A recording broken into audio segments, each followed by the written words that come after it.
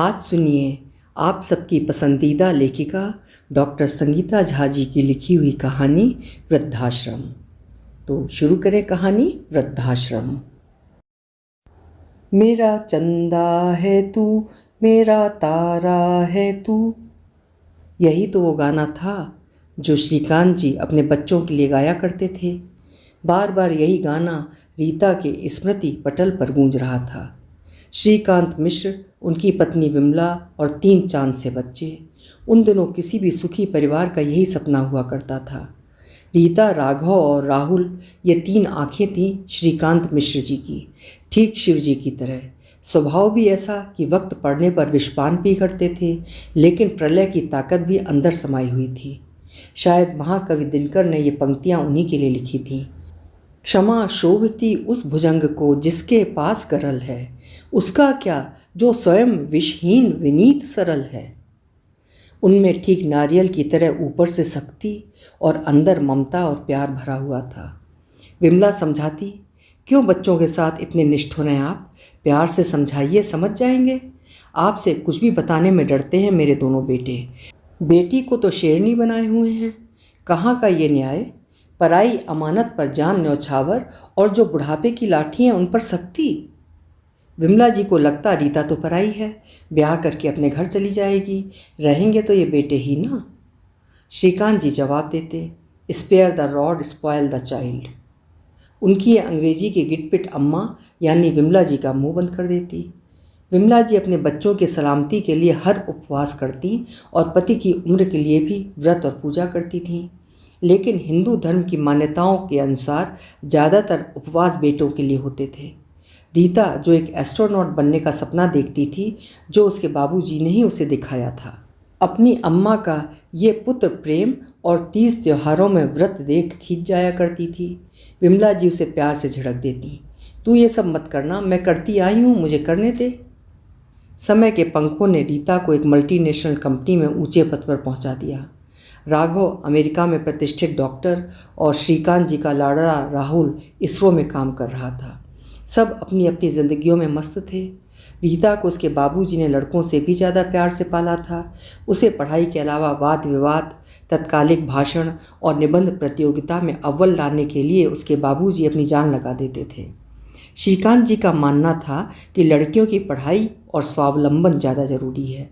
अपनी इस सोच को उन्होंने कार्यान्वित भी किया था।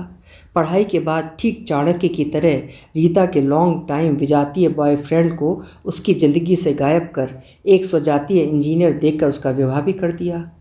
अपने बेटे जैसी बेटी पर अपनी मर्जी थोप एक ही पल में उसे बेटे से बेटी बना दिया और अपनी भाषा भी बदल दी। मसलन, बेटी तो पराया धन है, मैं क्या इतना गया गुजरा हूँ जो बेटी के घर अन्न खाऊंगा। राघव के पास जाने का प्रश्न ही नहीं उठता, क्योंकि अपना वतन वही छोड़ता है जो देशद्रोही होता है।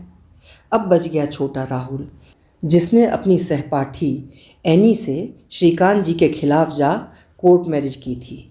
एनी बड़ी भली लड़की थी, लेकिन श्रीकांत जी की नज़रों में क्रिस्तान थी।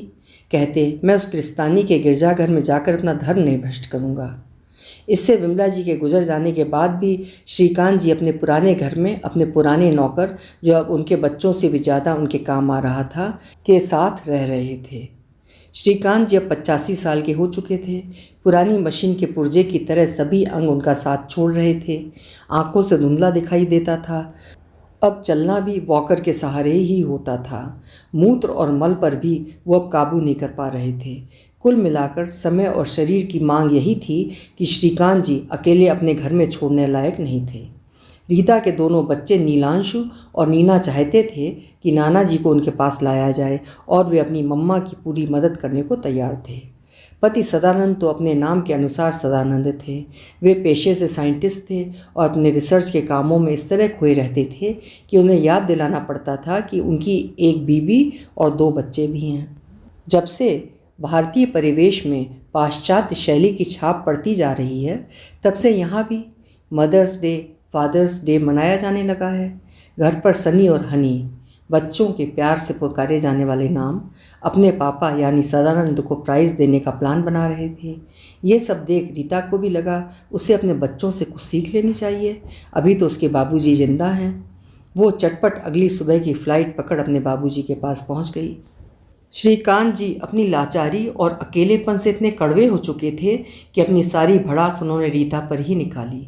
उनके निशाने पर उनका आज्ञाकारी बेटा राघव था, जो उनकी नज़रों में अपनी सास का बेटा बन चुका था। रीता की गलती ये थी कि उसने राहुल की शादी एक क्रिस्तान से होने दी। बड़ी बहन होने से उसका ये फ़र्ज़ था कि वो उसके लिए ब्राह्मण समाज की लड़की ढूंढती, जैसा उन्होंने रीता के साथ किया था। रीता ने कई बार उठक बैठक कर उनसे माफ़ी मांगी, क्योंकि वो उसके चहेते बाबूजी थे। बाबूजी से मिलकर जीवन कई दशक पीछे चला गया, जहाँ रीता बाबूजी की प्यारी गुड्डी थी। ठीक राजा विक्रमादित्य की तरह वो अपने तीनों बेताल बच्चों को कंधे और दोनों हाथों में लाद लेते थे। उस बलशाली इंसान का ऐसा रूप देख उनकी गुड्डी के आंसू तो जैसे थमने का नाम नहीं लेते थे। बार बार राघव अपनी बड़ी बहन को अमेरिका से फ़ोन कर रहा था, वहाँ उसका भी यही हाल था। रीता और राघव आपस में बात कर रहे थे कि उनके बाबूजी यानी श्रीकांत जी अब अकेले छोड़ने लायक नहीं हैं। राघव रीता को समझा रहा था, सुन देख, तेरी मनोदशा समझता हूँ मैं, पर तेरा घर छोटा है, तेरे सास ससुर भी आते जाते रहते हैं, सदानंद काफ़ी व्यस्त रहते हैं, और तू भी तो। सुन, अच्छा ये होगा कि बाबूजी को इसी नौकर के साथ तेरे शहर में एक वृद्धाश्रम में रखा जाए, जहाँ बाबूजी का अकेलापन दूर करने के लिए कई वृद्ध मिल जाएंगे। तेरा शहर होने से तू भी बाबूजी की खोज खबर लेती रहना। राघव के इस प्रस्ताव पर रीता ने अपनी मोहर लगा दी। दूसरे दिन रीता ने सोचा, जब वो अपने बाबूजी को अपने साथ चेन्नई ले जा रही है तो क्यों ना बाबूजी की मुलाकात उनके पुश्तैनी गांव से करा दी जाए। उसी दिन वो श्रीकांत जी को उनके पुश्तैनी गांव लेकर गई। श्रीकांत जी की रिश्ते की दो भाभियां, जो ठीक उन्हीं की तरह शरीर और ज़िंदगी दोनों से ही लाचार हो गई थीं, से मिलकर श्रीकांत जी की आंखों में एक अलग ही चमक आ गई। उन 2 घंटों में लगा ही नहीं कि श्रीकांत जी को देखने या चलने में कोई तकलीफ़ है। रीता तो बहुत आश्वस्त हुई कि श्रीकांत जी को ओल्ड एज होम में रखने का निर्णय बिल्कुल सही है। श्रीकांत जी का कड़वापन उनके अकेलेपन के कारण है। ये निर्णय निकाल रीता ने राहत की सांस ली। अपने बाबूजी के शहर से जैसे रीता अपने शहर पहुंची, उसने अपने और राघव द्वारा लिए निर्णय की जानकारी सदानंद और बच्चों को दी। सदानंद हमेशा की तरह चुप रहे। सनी को थोड़ा अटपटा सा लगा, पर वो बाप पर गया था, इसलिए वो भी चुप रहा।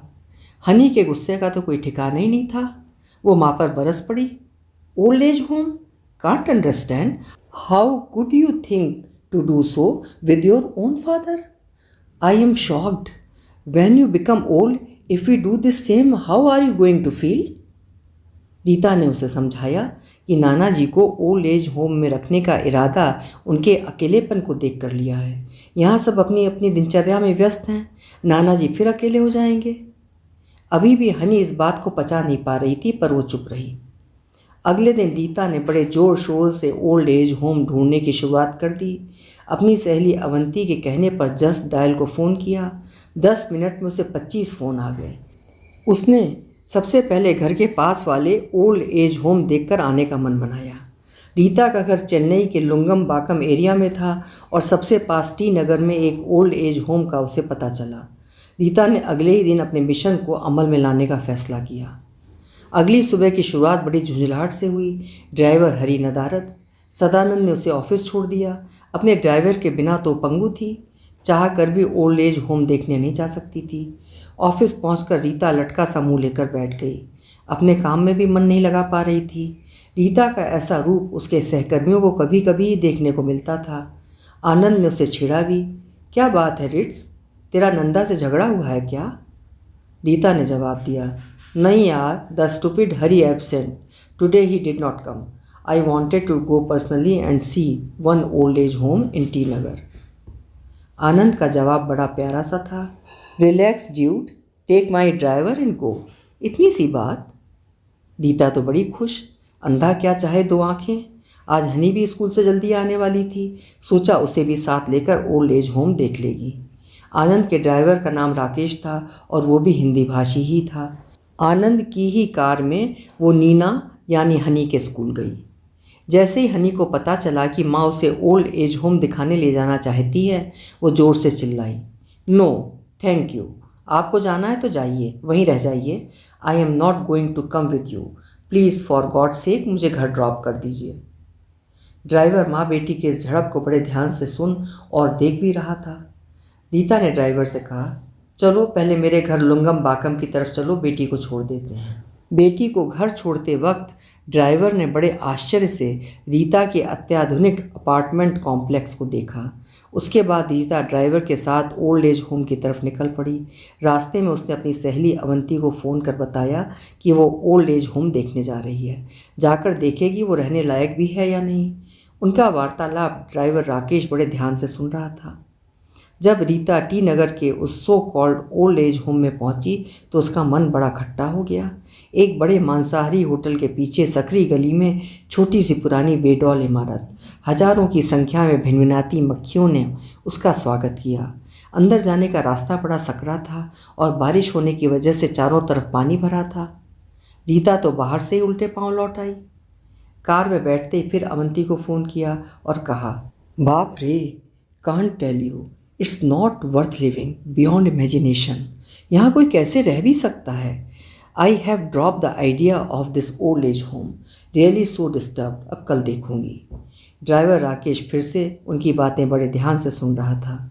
जैसे ही उसकी बात अवंती से ख़त्म हुई, उसने रीता से कहा, अम्मा, दक्षिण भारत में महिलाओं के लिए आदर सूचक संबोधन है। एक बात कहें, आप बुरा तो नहीं मानेंगी? रीता ने कहा, कहो कहो, मैं क्यों बुरा मानूंगी। राकेश कहता है, अम्मा आप तो इतनी खूबसूरत हैं, हमारे साहब के साथ काम करती हैं, कमाती भी बहुत ही होंगी, इतने अच्छे घर में रहती हैं। रीता डर गई, कहीं कपिल शर्मा की सपना यानी कृष्णा अभिषेक की तरह पैसे की डिमांड तो नहीं करेगा। आनंद ने बताया भी था कि ये अपने गांव में अपने माँ बाप के लिए घर बनवा रहा है, लेकिन उसके बाद जो उसने कहा, आप सर्वगुण संपन्न हैं, फिर क्यों आपके बच्चे आपको इस वृद्धाश्रम में छोड़ना चाहते हैं? आप उन्हें मना लीजिए अम्मा, ये क्या आप किसी वृद्धाश्रम में नहीं रह पाएंगी? बाप रे, रीता को तो जैसे काटो तो खून नहीं। ये बेचारा तो सोच रहा था कि रीता अपने लिए ओल्ड एज होम ढूंढ रही है। एक ड्राइवर ने तो जैसे उसे आसमान से ज़मीन पर ला पटका। रीता सन्न रह गई। एक पल के लिए उसकी इच्छा हुई कार रोक कर इस महापुरुष के पैर छू ले, जिसने उसके हाथों इतना बड़ा अपराध होने से बचा लिया। रीता को बचपन में बाहों में झुलाने वाले बाहुबली का वो क्या हश्र करने जा रही थी। उससे अच्छे तो उसके बच्चे हैं जो बार बार उसे डांटे जा रहे थे। वहीं कार से तुरंत राघव को फ़ोन कर अपना निर्णय सुनाया, मैं बाबूजी को अपने साथ अपने घर पर ही रखूँगी। उसके बाद रीता ने बड़े प्यार से उस महात्मा ड्राइवर को देखा जिसने उसकी आंखें खोल दी थीं। अभी आप सुन रहे थे डॉक्टर संगीता झा जी की लिखी हुई एक बेहद यथार्थवादी कहानी वृद्धाश्रम। आशा है कहानी आपको भी अच्छी लगी होगी। कल मिलेंगे ऐसी किसी उम्दा कहानी के साथ। आपका समय शुभ हो।